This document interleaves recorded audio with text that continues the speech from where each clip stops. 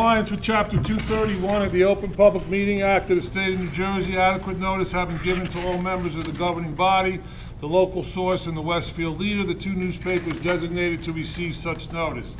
This notice is also posted on the Borough Hall bulletin board. Let's stand for an invocation from Councilwoman Giacomo. Dear Lord, please bless and look over this community. Please also bestow blessings upon our first responders, the fire department, police department, and emergency personnel, as well as soldiers both here and abroad during these difficult times. Amen. I pledge allegiance to the flag of the United States of America and to the republic for which it stands, one nation, under God, indivisible, with liberty and justice for all. Martha, roll call, please. Councilwoman Aldridge. Here. Councilman Dearkis is absent. Councilwoman Giacomo. Here. Councilman Messler. Here. Councilman Mortimer. Here. Councilman Turner. Here. First, we have the approval of the minutes for the regular session meeting on August the 15th, 2017. Do we have a motion? So moved. Second. We have a motion, we have a second. Poll the council, please. Councilwoman Aldridge. Yes. Councilwoman Giacomo. Yes. Councilman Messler. Yes. Councilman Mortimer. Yes. Councilman Turner. Yes. Next, we have the approval of the minutes for the work in the executive session meeting on September 5th, 2017. So moved. We have a motion, Second. and we have a second. Poll the council, please. Councilwoman Aldridge. Yes. Councilwoman Giacomo. Yes. Councilman Messler. Yes. Councilman Mortimer. Yes. Councilman Turner. Yes.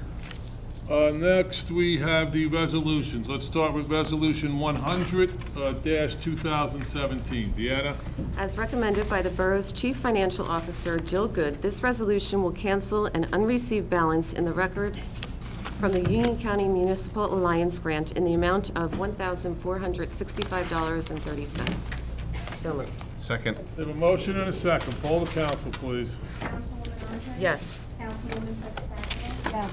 Councilman Messler. Yes. Councilman Mortimer. Yes. Councilman Turner. Yes. Next, we have Resolution 101-2017. Glenn? This resolution will authorize the refund for duplicate property tax payments to CoreLogic, Westlake, Texas, for Block 3.23, Lot 3.05, $3,829.88.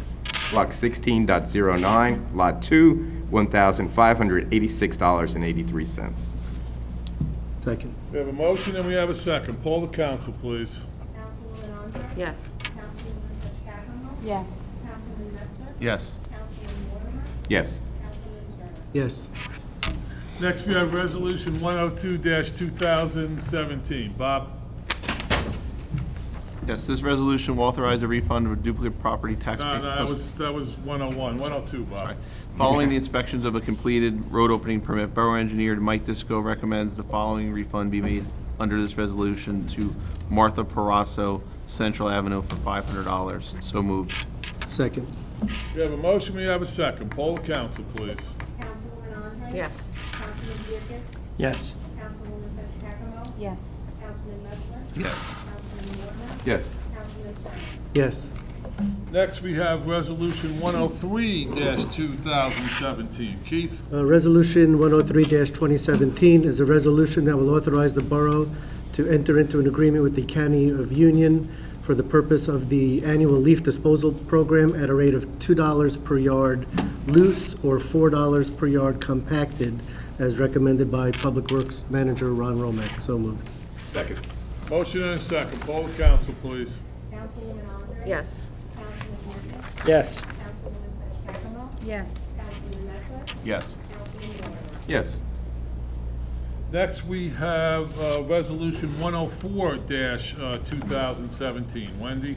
Due to program cancellations in recreation, Director Frank Masella recommends refund be made to Marion Bass, Forest Court, pool membership, $226.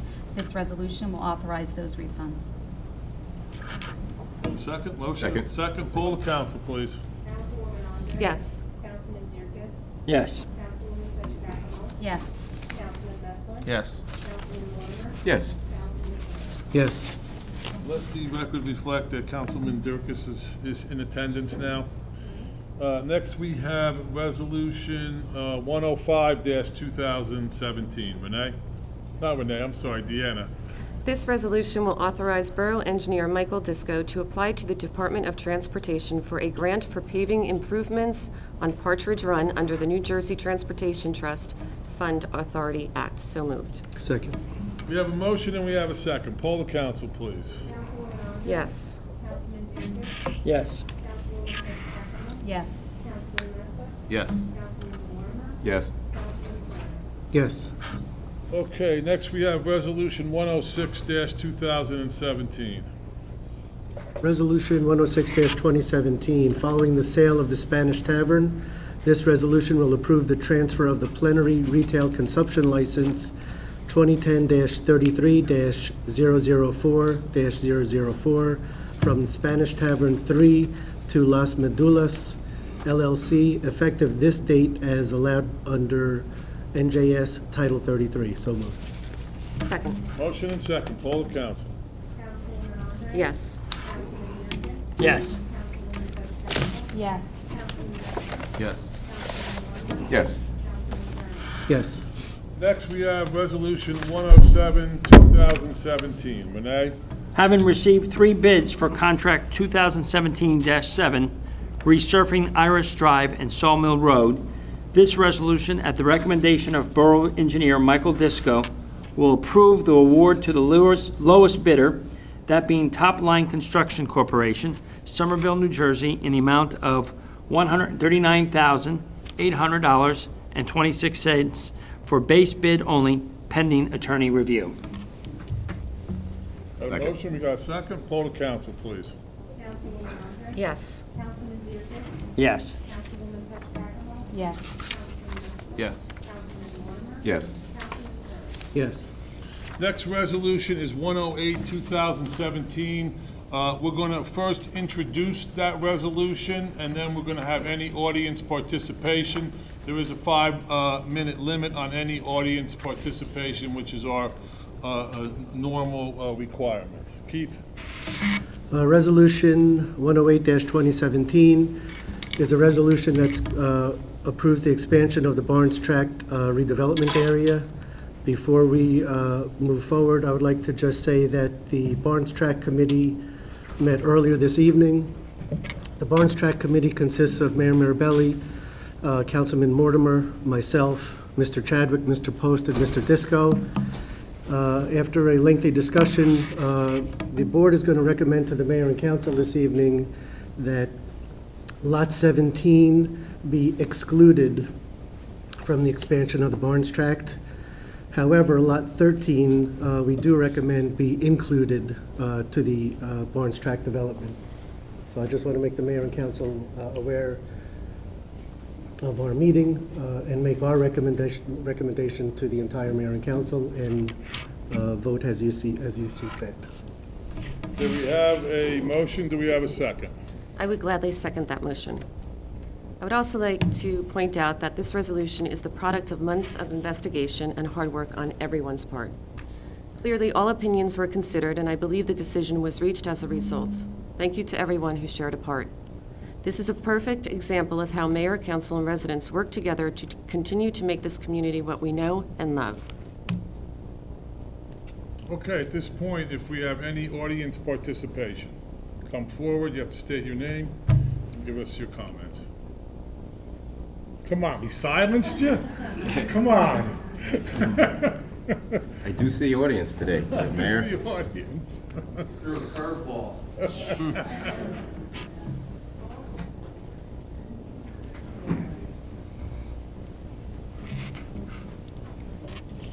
Hi, Nancy Caffrey, 94 Woodland Avenue, Mountainside. Hi, Nancy. Hi. I just want to say, please consider carefully, those of us that live on that side of 22 are thoroughly impacted every day by the amount of traffic that occurs just now without any additional buildings. I live on Woodland. Half of the time in the morning, I can't get out of my driveway. They block my driveway, I can't get out. You can't go down Mountain, you can't go down New Providence. I go all the way around in Westfield to Lawrence Avenue to get on 22. Please reconsider. Thank you.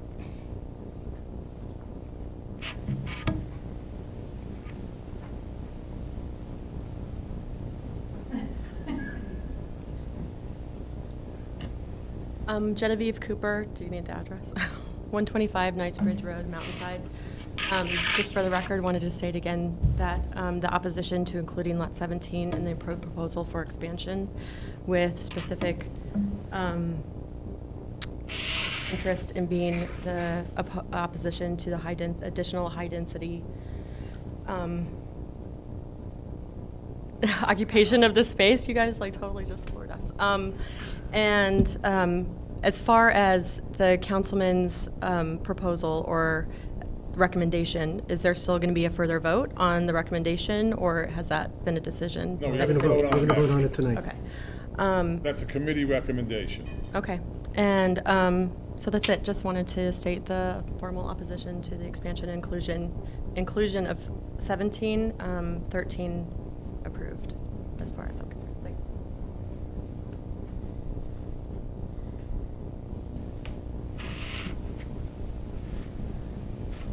Good evening. Richard Kress, 1169 Ridge Drive.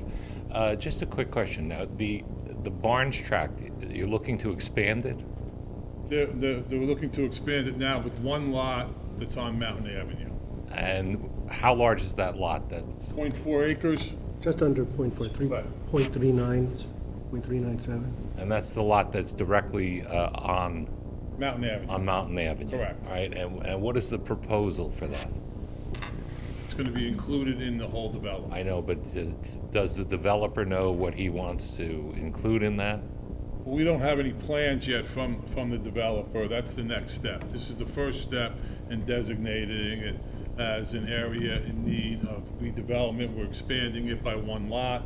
Next step would be for us to now propose an ordinance to implement this expansion, which will then go to the planning board. All right. Once that goes to the planning board, it comes back to the mayor and council. We pass our ordinances at that point, conditioned on the planning board approving the ordinances that we send to them, and at that point, the developer will file an application with the planning board and outline what the whole project is going to look like. Now, up to now, has there been any approvals by the planning board for any of the development on that tract? No, the only approval was originally it was designated as an area in need of redevelopment that was limited just to the Barnes tract. And then there were ordinances passed in connection with that. There's been no plan approval by the planning board or by anyone. All right, but this will open the rest of the tract all the way out to Mountain Avenue, though, correct? That's part of the Barnes tract, correct? Right, but this will just make it larger. It'll the make, development. it'll give us some Additional additional frontage. frontage on Mountain Avenue, which will help with the flow of traffic. How will it help with the flow of traffic? We'll know when we submit the plans. Then you don't know if it'll help the flow of traffic until the developer submits the plans to the planning board, correct? Because of the more frontage, we know that it will help the flow of traffic. All right, is there any preliminary plans for the property that the developer? So this. No. So that's what I'm saying, so we have no idea actually what's going to be on that land, but. Not tonight. Right, but you've approved it for a certain amount of residential space and a certain amount of commercial space as well, No, correct? we've approved a fair housing plan, which includes the Barnes tract, okay? Which says that it was approved for 30 residential units, 24 market, 6 will be affordable. It's also approved for some commercial space. How much, we don't know, because there's not a plan that's been set forth. With the addition of the lot on Mountain Avenue, it will include 2 more affordable units. All right, just. Market units, sorry. All right, but just a dumb question. If you have no idea what's going to be on this, there's no preliminary plans that have been presented, why are you enlarging the Barnes tract at this time? We're enlarging it by one lot to help the traffic. I had said it 3 times. I know. I said it 3 times, Rich. Yeah, I know you said it 3 times. Right. But you have no idea what's going to go in there, so you don't know what the traffic impact is with this lot or without that lot. It'll all be brought before the planning board, and that's where the traffic studies will be done by the developer, by the town if necessary, and by anyone that wants to appeal. And who's the developer? Pop Realty. All right, and has there been a purchase price already agreed to on that? Yes. All right, and what was the purchase price for that? 3.1 million, Joe? Yeah, 3.1 million. All right, and That was so, the highest bid. We went through a bidding process. and he'll be paying additional money for the additional .4 acres? That's not owned by the borough, that's owned by an individual. Oh, okay, so that's going to be sold. So what this is doing is basically including that in what's been already awarded by the town as to what's going, the borough that's going to be sold to them. So Correct. that we really don't have much to say about what a private person has to sell that property for. It's just that you're allowing it to be used as part of the Barnes tract? Yes. For the development? Yes, Okay. Answered my question. Thank you very much. thank you.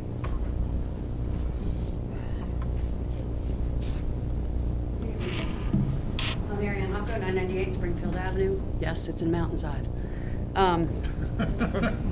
Yes, I do pay Mountainside taxes. This morning I left my house. I work in Westfield. I left my house at 7:20. I was sitting on the corner of Echo Lake Park and Mountain Avenue for 19 minutes. If we add more housing to Mountain Avenue, this is going to be a 45-minute wait. Right now, I have a question. How many affordable units of affordable housing do we have in Mountainside right now? We have 2 other projects. No, existing. Mayor, you said to me last week. We have, hang on. Okay, We have I'm a hanging. one group home, John, and how many units is that? I believe That's 6. And where is that six. and where is that located? It's like one of the residential zones in Mountainside, I'm not sure exactly It's where. back by, it's back by Grouse. It's back in that section of There's town. one existing right now. For those 6 units. Correct.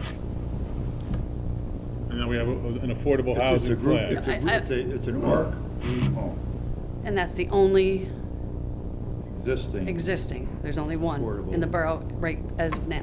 Yes. Correct. Okay, thank you.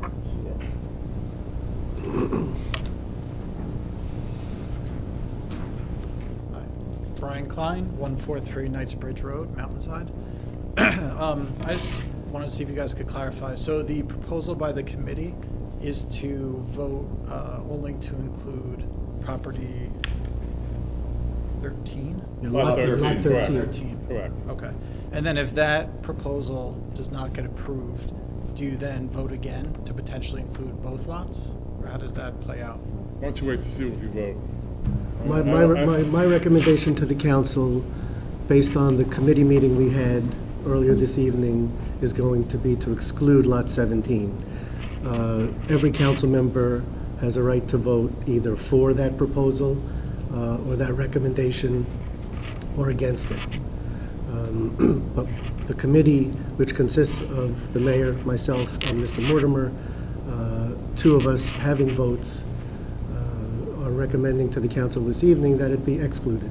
I don't know how Councilman Messler's going to vote, or Councilman Renee, or Andre, or Fetch-Cacomo. They have their individual votes. Okay, understood. And normally when committees make recommendations to the full council, we have committees for a reason. Otherwise, we would all be at meetings constantly. And in many cases, the mayor and council do take the recommendation of the committee, but sometimes they don't.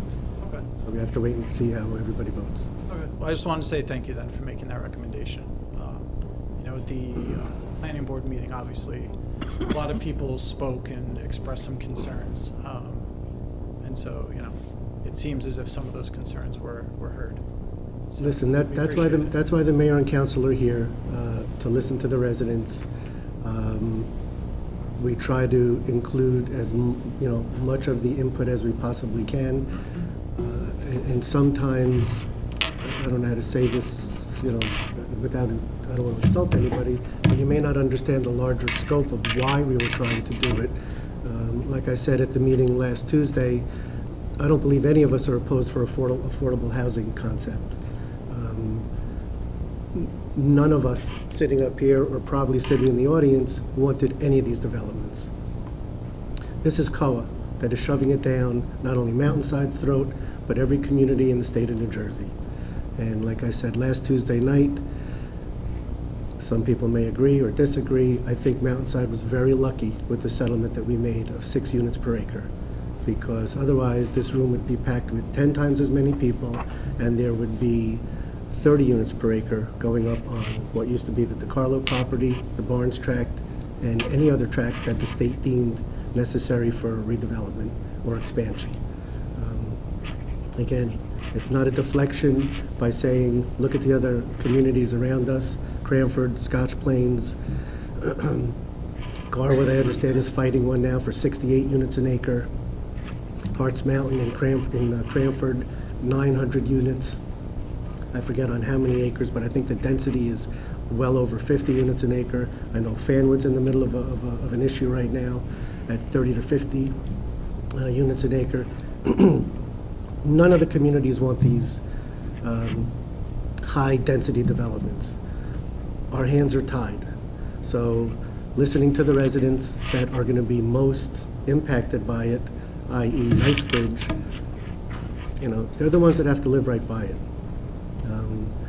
We could argue, are 6 more units or 8 more units going to make, that much of a difference in addition to the 30 that we're being forced to put there? We could argue the semantics of that all day long. But like I said, the committee met tonight. We discussed the reasons why we wanted to try to expand it, hopefully to get the developer to increase the setbacks by including this property. But rather than go through all of that, we felt it would be best for the community, for the residents that live close to the community, to just include Lot 13, in the hopes of keeping one of the egresses as far away from the intersection of New Providence Road and Mountain Avenue as possible, to try to help this poor situation. Well, someone who lives on Knightsbridge, thank you very much, I appreciate it. Don't thank us yet, we haven't voted yet.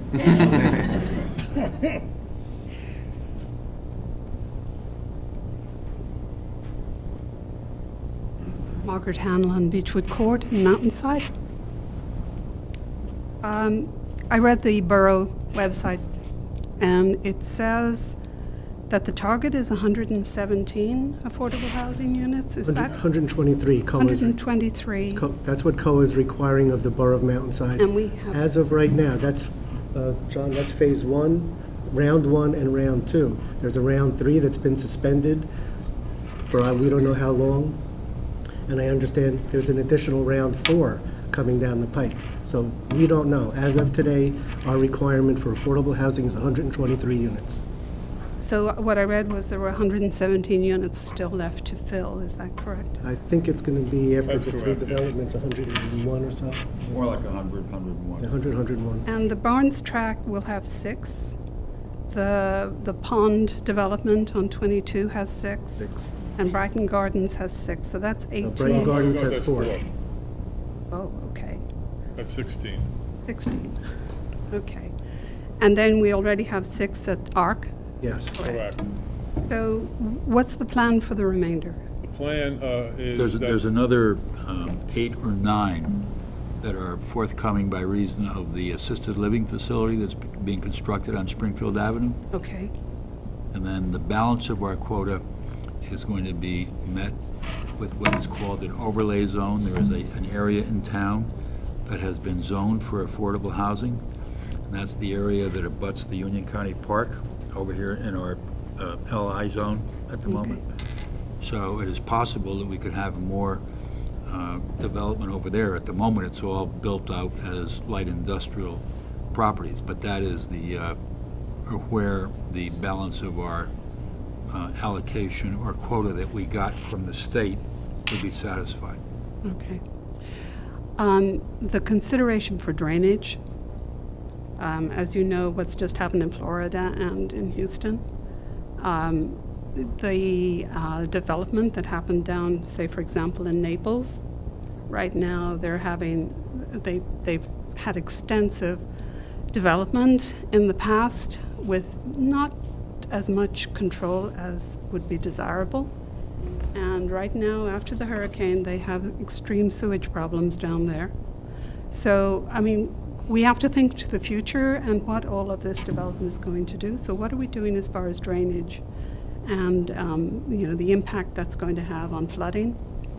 That'll all be addressed at the planning board meeting. There'll be drainage plans that will be submitted. Drainage plans will be reviewed by our engineers to make sure that they're adequate. Typically, a project like this will construct drainage so it's retained on the property and not so that it goes off the property. There'll probably be some drainage pits that'll be put in. There'll be some other things, but the concept typically these days is to have the drainage stay within the property. And that'll all be done during the planning board hearings. And are we going to protect our trees? Well, there's some trees that are certainly going to be cut down as a result of the project, but there'll also be a number of trees replanted once the project has been completed, yes. Okay, that's, hopefully, a better job will be done in the future than has been done with the property on 22. That was criminal, the way they just demolished the trees that were taken down. So that's my 2 cents worth. Thank you. Thank you.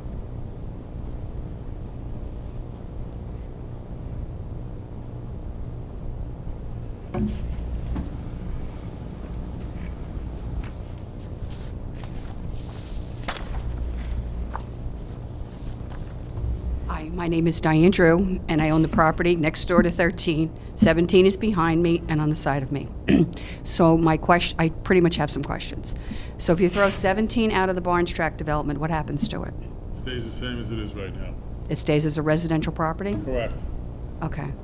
Lot 13 next door to me. Who actually owns that lot? Lot 13, I'm Well, not sure where that is. Well, are you That's talking not about the? right next to you. It's- Oh, it's, okay. On the other right down side? Mountain Avenue. Okay. 13 is on Mountain Avenue. Oh, okay. Down from, down past by 7-Eleven. Oh, okay. On the Barnes Tract. Next to you. Are is there that any vacant plans corner. for the lot next to me? The this pla- point. That property has been approved for 3 commercial units. It was Okay. approved some time ago. We have no idea. So nothing what has happened? Those guys are Okay. doing. No application has been filed with the planning board, which is what they're required to do if they want to build anything there or put a tenant there. Okay, so Nothing is- nothing's changed, and the gentleman that's developing Barnes Tract is not also developing that corner? No. Okay, great, thank you.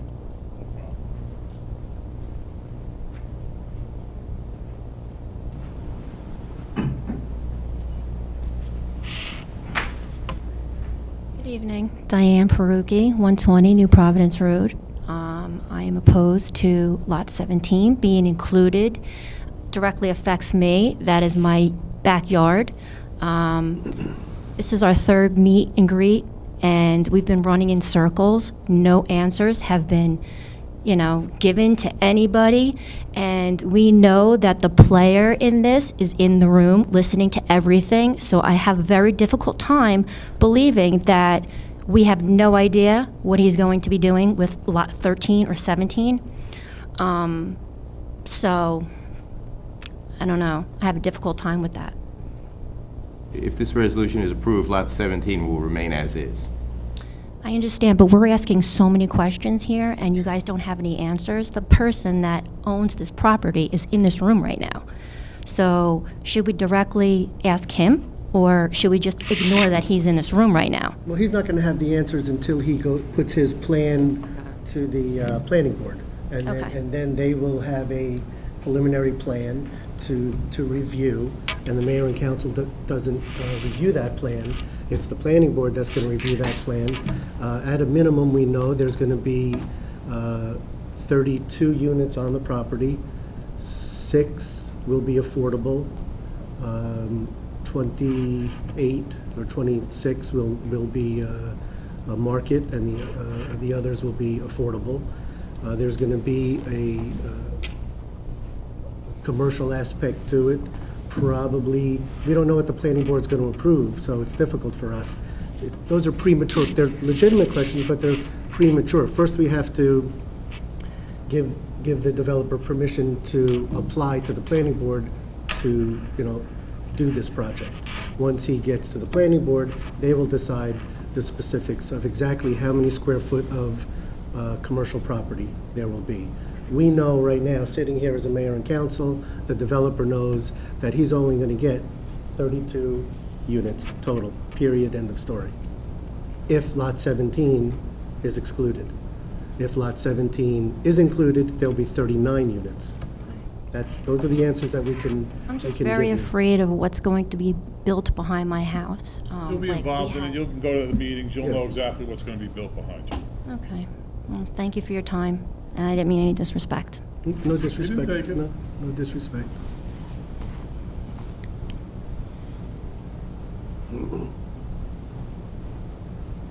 Good evening, Neeraj Gupta, 944 Mountain Avenue. I echo a lot of the comments that people have made so far. I guess a couple of questions. You just mentioned about the development at the corner of New Providence and Mountain Ave. Will that application expire at some point if there have been no plans to submit it to the city, to the borough? There is an outer limit on how long the approval is good for. Mhm. I don't know what that time interval is offhand, but if you... Do you know when that give me approval was granted? Telephone number, I'll call you tomorrow with the answer. Sure. Do you know when that approval was granted? I'd say Approximately? 2015. Also, you know, the legislature has consistently passed the Permit Extension Act, which extends a lot of these approvals. So although Mr. Post can give you an answer to that question today, if the legislature decides that they're going to extend the approvals, then that answer will change. Because they've done that, especially after Sandy, they regularly have extended the approvals because of the difficulties that people have had in developing their properties. Okay. For the record, I do also oppose the extension to Lot 17 and, the greater project in general. We have 3 small children. It's already a mess on Mountain Avenue, trying to make a left. It used to just be rights. Now it's lefts and rights coming out of our driveway. It's frankly unbearable in the mornings and now in the evenings as well. And I shudder to think what another 30-plus units will bring. This may be a very dumb question, but I'll ask, what constitutes a unit? I mean, is it, I guess, is it what's dwelling unit? Yeah, what's the occupancy of a unit? Depends on the individual units and what the models are, how many bedrooms they will have. These particular units, and as the affordable housing plan designates, these are sort of targeted towards empty nesters, people who, are looking to get rid of their house and not having to cut the lawn and maintain the outside. The way that they're set up logistically inside is and I'm not a developer. Do we expect them to be 55 and over units? Is that? The ones on, no, they're not 55 and over. The ones on Route 22 Right. are 55 and over. No, there's no age restriction on these. There was a study done, a Rutgers study, which is a study that a lot of the developers and planning boards rely upon in trying to determine what the number of children might be to go into the school.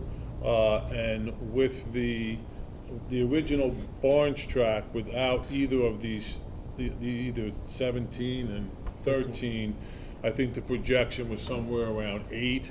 When we were including 17 and a lot in the front, which again I believe is 13, that projection went up to I think 10 point something. So they're not the type of units, according to at least this Rutgers study, which is the only published study that addresses the amount of children that can be expected to go into the school system from a development. We're talking somewhere around, at the most, 10, somewhere between 8 and 10 children will be That seems- go to the school system. Okay. That seems like a surprisingly low number, frankly, but, I'm not a That's what demographics the expert, experts but say, so. it would, To answer your question simply, I believe the units, based on the development behind Brighton Gardens, each dwelling will have between 1 and 3 bedrooms. That's the Okay. simple answer. I believe some of the affordables will be 1 and 2 bedrooms, and the market units will probably be 3 bedrooms. Again, the planning board's going to make the ultimate decision in...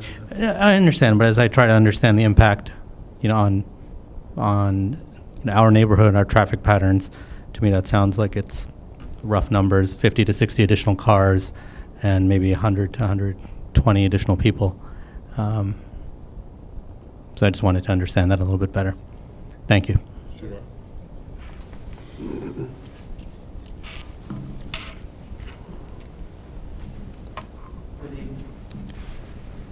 Carlos Gomez, 1492 Deer Path. How are you? Question, how do they determine the group home, 6 units? That's by statute, right, John? Actually, that home has been there for Okay. probably at least 10 years. Okay. And then it's 123 units is our obligation, correct? Currently. Okay. So if the group home, however the standard is, or qualifies for 6 per 1 residential property, why wouldn't they just put 20 residential ARC homes throughout Mountainside? I don't think the Mountainside community would want us to have 20 ARC homes in it, quite frankly. I just wanted that question because I just want to know how the 6. Quite frankly, I don't believe they would want that. Okay. But I just want to know how they determine 6 units per 1 house. Well, there's 6 individual, there's 6... John, maybe you can answer that better. It goes based upon the... I mean, there is a state agency that administers that program. Okay. They go about trying to find appropriate places to have the homes, and it's not an easy process. Okay.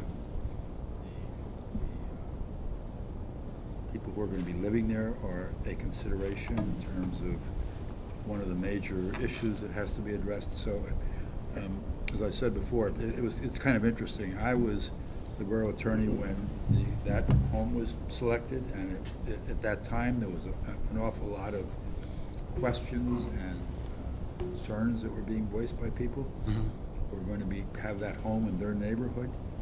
And it's been very interesting historically to see how it's played out, because it has been absolutely flawless. There has never been any incident or problem or question arising out of that situation. But with that being said, as I said before, it's not an easy process. Okay. And so we went through it 10 years ago. It's been very happy for us, but it would be, as the mayor said, not realistic to think in terms of doing that in order to fulfill our affordable homes I got you. application. Yeah. And by the way, that's not really if you were to say to me, is that the rationale for the Mount Laurel case, that you would meet your quota of affordable housing by providing specifically that kind of housing? I would say, if I were a judge hearing a case that was arguing that, I would say no. Okay. The idea here is not to provide affordable housing to a specific, very limited, special needs type of citizenry. That's not the idea behind the Mount Laurel case. Very good. There are 6 mildly to very severely handicapped people living in that home. Okay. That answers it. Thank you.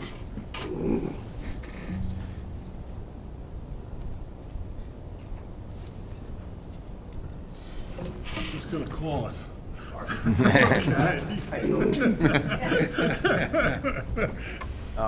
Nick Barbera, 1466 Forest Drive.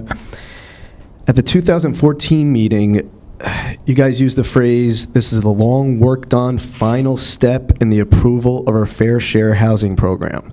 The town council then gives a brief history as how the planning board approved everything. Then Mr. Mayor called it the final step again. Mr. Post called it the conclusion of a long process that has been off and on for the last 10 years, a real landmark occasion. Mr. Chadwick then said he dealt with a lot of municipalities, and this one went by the textbook the way it should go. So now Mr. Turner said there's different versions of COA, but you didn't say that back then, that this is the final step for now. I didn't just say there are different versions. of Different I never said rollouts? Okay. There are different rounds. Okay, different There was round 1, round 2, and at the time, that's all there was round 1 and round 2. Okay. At a meeting that I attended with 18 of the 21 communities, COA has added on to it. At the time, we were good. And I don't know if there's going to be round 10 or round 12. Whatever, the Council on Affordable Housing decides on a year or multi-year basis, we have to deal with it as it comes. At the time that you're quoting, there was round 1 and round 2, which is exactly what we were doing, satisfying it. And then round 3 came along, and then I believe the governor just recently tried to abolish COA. Yes. And get rid of round 1 and round 2. That didn't fly very well either. So now we understand, based on the last meeting that I attended, round 3 has been put on hold, and there's a potential round 4 coming. So this has become a moving target, not only for the borough of Mountainside, but for every city, municipality, borough in the state of New Jersey. But you didn't say any of that back in 2014. didn't You didn't know say it. the different rounds. Hold on, let John. What is it about what you understood me or Mr. Chadwick or the mayor to have said back in 2014 that appears to you to be different today from what we said then? I'd like to understand that. Because you said it was the final. I was under the impression that nothing else would need to be added to reach our requirements. Okay, let me try to answer that question in terms of your concern. What Mr. Chadwick said, what the mayor said, and what I said was indeed the final step in a process. The process that the borough had been involved in for decades, literally, was to get approval of an affordable housing plan so that we would not be subject, as we had been for decades, to these builders' remedy suits that result in the kinds of projects that Councilman Turner talked about before, where Garwood has a 65 unit per acre project that they're dealing with. And so what happened in 2014 is that we had a court-approved affordable housing plan, which meant that we were no longer subject to any of those builder remedy suits. And when I said that was the end of a long process, the mayor said the same thing. Yes. Mr. Chadwick said that. What we were talking about was, hey, guys, we're here. We don't have to worry that a builder is going to come in tomorrow and start a builder's remedy suit and try to do a project, as had happened on the Canada Land property, which is the property between the Spanish Tavern and the self-storage place, where they wanted to build a 135-unit project on about 3 acres. So that's what we meant when we said that we're at the end of a process. Now, the court-approved plan that marked the end of that process involved the borough commitment to 3 specific affordable housing projects. One is the Alpine Project on the other side of Route 22. The other one is behind Brighton Gardens, and the third one is the Barnes Tract. Now, part of our getting to that final step, we now have approval, we are immune, you don't have to worry about any more of these suits, was that we were committed to building those 3 projects. And not the 2 additional lots. Fair point. Okay. Fair point. Okay. So, and those projects entailed a total, as has been mentioned before, of 24 affordable housing units that would be built or provided for in the borough of Mountainside. I'm sorry, 16, not 24. The issue that came up in connection with the Barnes Tract, and it was a very discrete issue, i.e., would it be a better project if, in addition to the Barnes Tract, which was court-ordered, I mean, there was no choice there, would it be a better project for a number of different reasons if 2 properties were added to the Barnes Tract? And as you just pointed out, those 2 properties were not part of the court order. There is a broader mandate to provide affordable housing, but if you were to say to me as the borough attorney, did we have to do those 2 lots as part of our affordable housing plan? The answer is no. Okay. The answer is no. However, it did appear that it would be a better project if those 2 lots were added. As we have gone through the process that has been described here at length tonight, and that you have all participated in, the conclusion was maybe it won't be a better project. Maybe it will only be a better project if it's only lot 13 and not lot 17. Okay. And the committee, as Councilman Turner indicated earlier, agreed with some of the folks who said lot 17 should not be included, because now they're saying to the governing body lot 17 should not be part of it. The only addition should be lot 13. So the resolution that's going to be voted on tonight addresses that specific question. But to go back to your original question. Yeah, I was. We are at the end. And what you see going around town is the implementation of the end.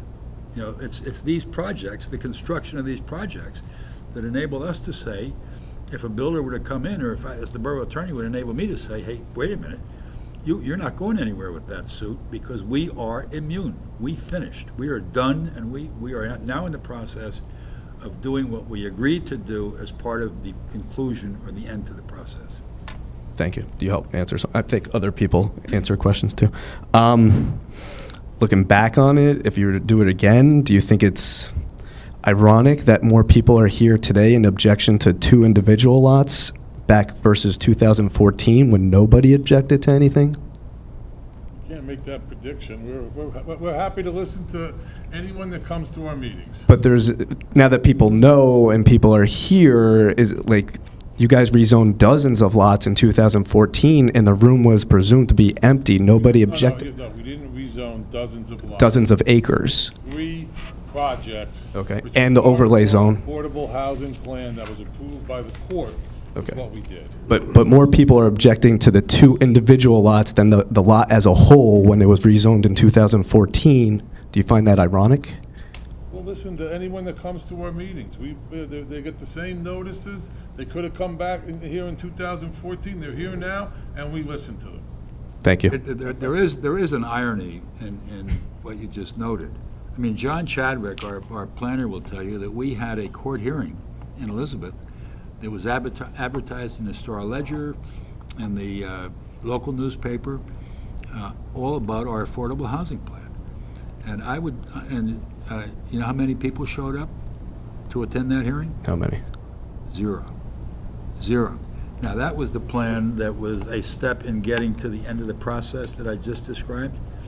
But if you were to say to me, how many times have there been either planning board hearings or hearings of this governing body or the fairness hearing at the Superior Court that I just alluded to, how many times have those hearings been publicized, advertised in the newspaper, the mayor has spoken about them, and involving that process? And do you know how many people showed up for those hearings? 0. 0. But we're here now. I suppose the irony is that people see the implementation of all of that planning, of that affordable housing plan. They see it happening now. And I guess perhaps that's what gets the interest. But, you know, and fair enough, except understand that this has all been going on for years. Yeah.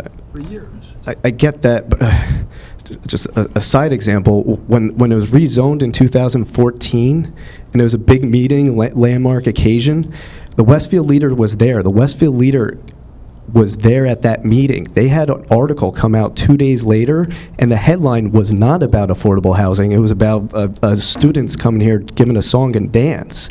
So you guys passed quite possibly the most important law in the last several years, and the newspapers did not cover the story. And then you guys are talking about the newspapers covering stories about Beaucraft and covering stories about Cranford. How can we trust the newspapers about other towns' affordable housing when they did not properly cover our town's affordable housing? Can't answer that question. Yeah, I know. Talk to the leader. What can I tell you? The Westfield Miss leader? Okay, well, thank you. I object. Thanks.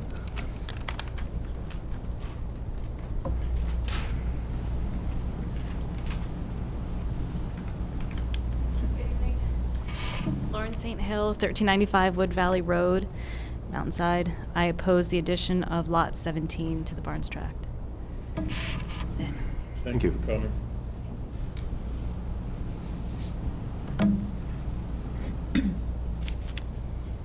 Okay, anyone else want to speak? Because want to hear whatever you got to say. Okay, so we're going to close the audience participation for Resolution 108, 2017. We have a motion, we have a second. Poll the council, please. Councilwoman Andre? Yes. Councilman Dierkes? Yes. Councilwoman Petracco? Yes. Councilman Messler? Yes. Councilman Mortimer? Yes. Councilman Turner? I just have a question. Is this yes with the exclusion of Lot 17? Yes. That means that Lot 17 will not be included in the Barnes Tract I project. just want to make it A clear yes what vote everybody's means voting that. on and make it clear to the audience. So my vote is as amended with the exclusion of Lot 17, but the inclusion of Lot 13. And I vote yes. I think, Bob, maybe you wanted to say something? I didn't want to Go ahead. question that, but If any council people want to say something in connection with the way they voted, I guess I called the roll a little too fast, but if you, certainly, we have council comments coming up, so we might as well take them now.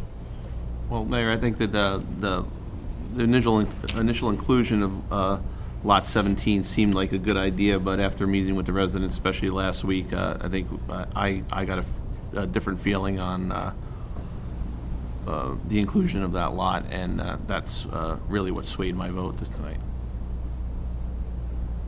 I do want to just say that the process, as has been said before, has been thrust upon us. And by us working on that master plan, and it did take a long time and quite a bit of money, we protected ourselves from the builder's remedies. Perhaps not the Barnes Tract, but certainly the lot in back of Brighton Gardens and the one on Route 22 would have probably been more in line with the density of towns like Cranford, perhaps not as much as Garwood, but things such as Scotch Plains and Cranford are experiencing. And to add, instead of 30 units, 130 units or 120 units was unacceptable to this council, so we fought tooth and nail for quite a long time to preserve the character of the town of Mountainside. If I could just say, I agree with Councilman Messler. It's been a long process. There's been a lot of people involved. I think in the long run, it was good for council to hear everything that's going on and to hear everyone's feedback. And with something, especially with the Knightsbridge people who live right there, it was good to hear the feedback and what they want done in their community. So all in all, I think it was a good process. And the other thing I wanted to say is, again, at the risk of repeating either myself or any of the other council people or mayor, we are, in a fashion, partners with this developer on Barnes Tract. Not financial, we're not going to own anything, property's been sold, but because of the way it was designated, we are going to actually have input and say in what the end result is going to look like, the materials that are going to be used, the colors that are going to be used. Unlike the other two developments, the builders could do basically, what they want as far as that is concerned. This is the center of our community. We want it to fit in. We don't want ultra-modern, and if we weren't quote-unquote partners, we could get ultra-modern. We want it to fit in what I know Mountainside to be after living here, not all of my life, because like I said, I'm still here, but for the past 59 years and my entire adult life. I don't want to be, it's going to be shocking enough to see a development over there. I want it to fit in to what we all love about Mountainside. So we do have more control over this development and what the end result is going to look like than the other two. Okay, next we have some motions. Everyone I know was here for that resolution. We don't get insulted if people want. No. After this, you're all staying until we're out of here. We're not opposed to if somebody wants to leave. We don't get insulted by that. We're almost done, though, so. We are almost done. Okay, we have a motion to approve a raffle application for the Mountainside PTO for a on-premise raffle and Children's Specialized Hospital for an off-premise draw raffle. Do I have a motion? So moved. Second. All in favor? Aye. So moved. Next, we have the appointment of Kevin Pereira as a volunteer firefighter. I'm assuming all the background checks have been done and and he's passed. Okay. So do we have a motion for that? We have a second. All in favor? Aye. So moved. Next, we have bills and claims. Go ahead. Resolved by the Mayor and Council of the Borough of Mountainside that the following bills of the persons named and for the amounts stated below, having been duly audited and found to be correct this 19th day of September 2017, same be paid after council's review if and when funds are available. That the mayor, council president, administrator, and treasurer are hereby authorized and directed to sign and deliver warrants for same, total $243,439.93. We have a motion to pay the bills. Do we have a second? Second. Call the council, please. Councilman Andre? Yes. Councilman Dierkes? Yes. Councilwoman Perkins-Dagmar? Yes. Councilman Westbrook? Yes. Councilman Morgan? Yes. Councilman Kendall? Yes. And is there any additional council comments? Mayor, can I ask, what's the time frame about with this project now? I know you can't commit to anything. What But do right you now, think is there's a process that we have to go through by presenting an ordinance to the planning board. They have to send it back to us. We're probably somewhere around 60 to 90 days before actually the ordinances are approved.